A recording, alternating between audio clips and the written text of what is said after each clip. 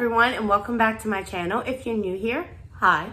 My name is Ellen, and today I'm going to be sharing with you 5 organizing tips that have kept me more effectively and efficiently organized. Now, if you don't already know this about me, I wasn't always a very organized person. In fact, I was so disorganized that I could not find anything.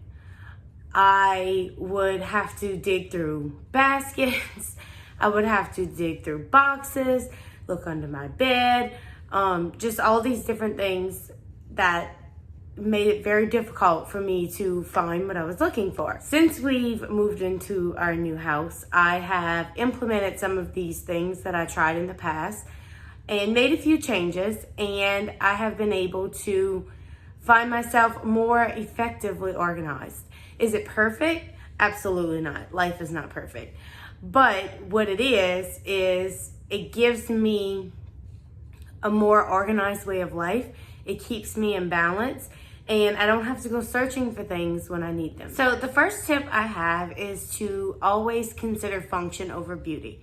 If you're like me, I enjoy scrolling Pinterest to see all these beautiful organized spaces and all these decorated spaces. However, a lot of times that's just not reality. If you ever notice on Pinterest, a lot of times you'll see these really beautiful organized spaces that just doesn't have the amount of things that you need to organize. When I think about a closet space, for example, almost always you'll see like 5 shirts hanging up in this really amazingly organized closet.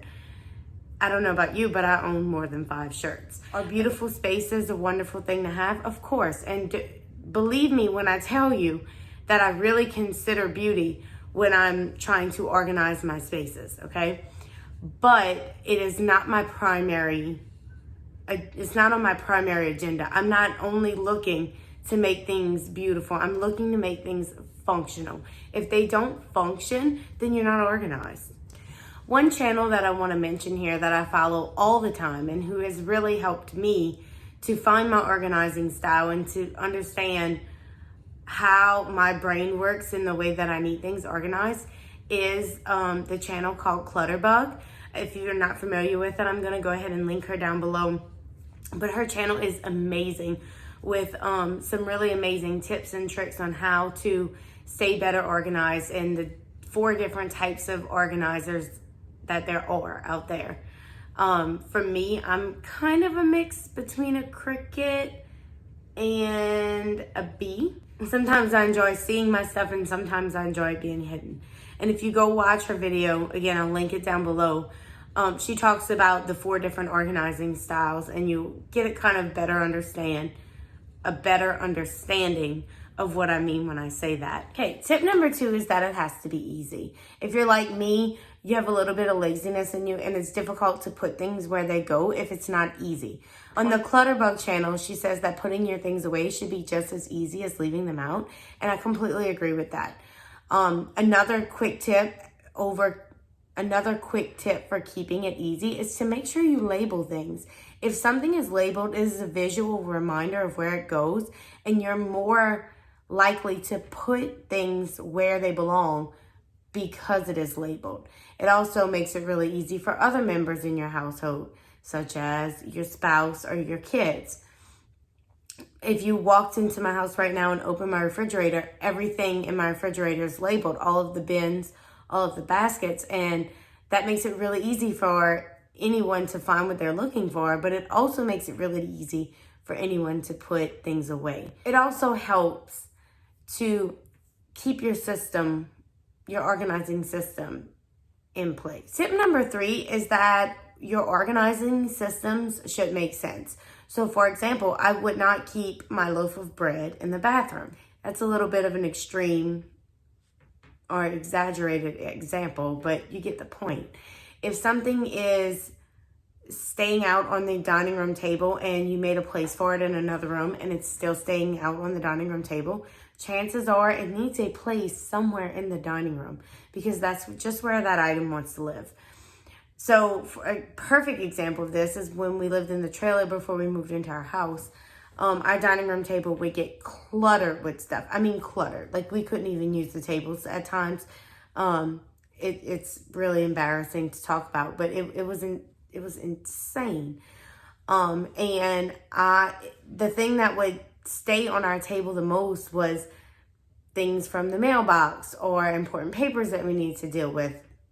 And so I decided that I was going to make a space in our office for that when we moved into the new house. And then I got to thinking, and I really started considering it, and I thought, that'll never work because it doesn't make sense. It's not easy for me to go upstairs to the office every day and sort through the mail, or to go upstairs and do what I have to do. I had a 1-year-old at the time. I was expecting my second child, and it didn't make sense. Another perfect example for this is my kids' toys. So my kids each have their own rooms. They each have a space to keep their toys in their rooms. However, I'm always left with toys on the living room floor. I was driving myself crazy at first trying to put the toys back in their rooms every day, and then it occurred to me, that doesn't make sense. My kids play in the living room. They watch TV in the living room. They don't have TVs in their bedrooms. And so it makes sense for me to make a space for them to keep their toys, or at least some of their toys, in their living room, their favorite toys. And so that's what I did. I created a center where they could go to play and keep their toys in the living room. And it made it really easy for me to clean up things as well. Tip number 4 is to purge periodically. And this goes for all areas in your home. This could be your closet, your kitchen, living room, bathroom. Always go behind yourself and purge. Find things that you can get rid of, things that you're no longer using or that's no longer serving you.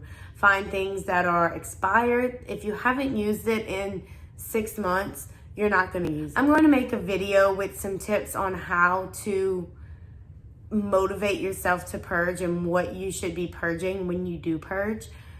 So be on the lookout for that. But just know that the more stuff you have to store, the harder it is to keep it organized. And when I think about those Pinterest closets with 5 shirts in them, it is true. It is easier to organize a smaller amount of things than it is to organize a larger amount of things. And tip number 5 is don't be afraid to change it up. My husband can attest to this. I am constantly changing and moving things if it's no longer serving me. So you may set up a system and find that that system is not working, or it's not efficient, or maybe part of it is working, but this part of your system's not working. Change it. Change it. It does not pay to keep using the same system over and over again if it's not working for you. What's the definition of insanity? To do the same thing over and over again and expect different results. If you don't change your organizing system and it's not working, you're not going to be organized. If you have some organizing tips that you would like to share, please go ahead and put them in the comment box down below. Please like this video if you enjoyed this content, and consider subscribing to my channel. And that's it for me today, guys. I hope you guys have a great day, and I will see you all in my next video.